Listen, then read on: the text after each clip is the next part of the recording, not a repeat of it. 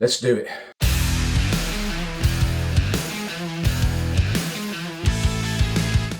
Right then, in this video I'm going to attempt to help you build up your pecs to silverback status. And we're going to do that by doing two very simple but very effective dumbbell exercises. Now there's a couple of advantages and disadvantages for doing dumbbells rather than barbells. For example, you'll get slightly more range of movement, okay? So you can get a bit more of a stretch on your chest, which is really beneficial when your muscles are under load at the fully stretched position. And you can also get a bit more of a contraction at the top of the lift as well.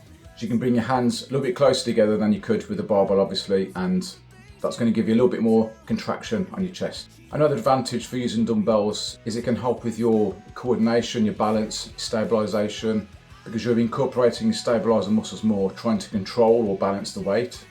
I mean, you're basically multitasking. Disadvantages using dumbbells, you're not going to be using as much, you're not going to be lifting as much weight compared to a barbell. So barbells are better for maximising strength, in my opinion, and for building muscle, I don't think there's any difference really. It's time and attention after all. One other disadvantage for me anyway is actually getting the weight in position. This is for me the hardest part. I have to be careful lifting the weight up because of my silly left arm. You really are silly. Okay, let's start off with the dumbbell incline bench press. Okay, so I'd say you want the bench at about a 30-degree angle.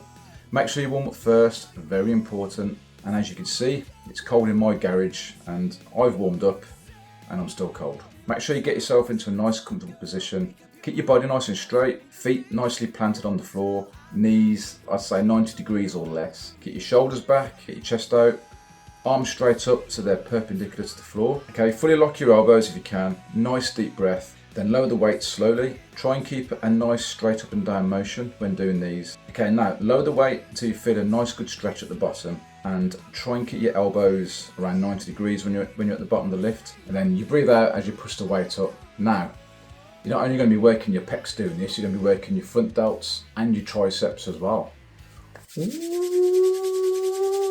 Don't worry if your arms are wobbling around all over the place. Okay, you'll get used to this over time. Okay, just keep practicing. Just use a nice easy weight to begin with and don't sacrifice technique just to lift a little bit more weight. You will probably end up hurting yourself. Now I'd say anywhere between 8 and 15 reps is good for these. But if you only do 8 reps, for example, on your first set, then either lower the weight or give yourself, I'd say at least 3 minutes rest in between each sets and do 3 to 4 sets. Okay, you got that one? Now, ready on to the next one. So second exercise, chest flies, and we're going to be keeping the bench flat on this one.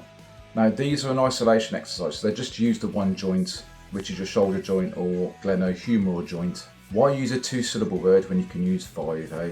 However, it's still going to be working your front delts a little bit and your biceps and triceps isometrically. When you use multiple joints and multiple muscle groups, that's a compound exercise, okay, just in case you don't know. So the first exercise, the chest press, that's a compound exercise. Okay, so just have the roughly the same foot position and knee angle as the chest press. And you'll lift the weight up the same way as before, arms perpendicular to the floor, chest out, shoulders back, okay, slight arch in your back. Lower the weight down nice and slowly, keeping your chest out. Have a slight bend in your elbows on this. Okay, you don't want them straight out. Go down until you feel a good stretch again. Okay, so your elbows will just below the bench, then raise the weight back up. Breathing out as you do so. And just remember on this, like I said, you don't want to be flexing it and extending your elbows. Keep them in the same position with just a slight bend in your elbow.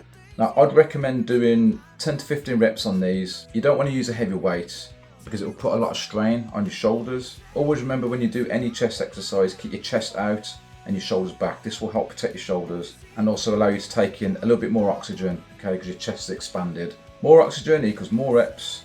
10 to 15 reps, 3 to 4 sets, 2-minute rest in between sets. And you'll have a King Kong chest in no time. Oh!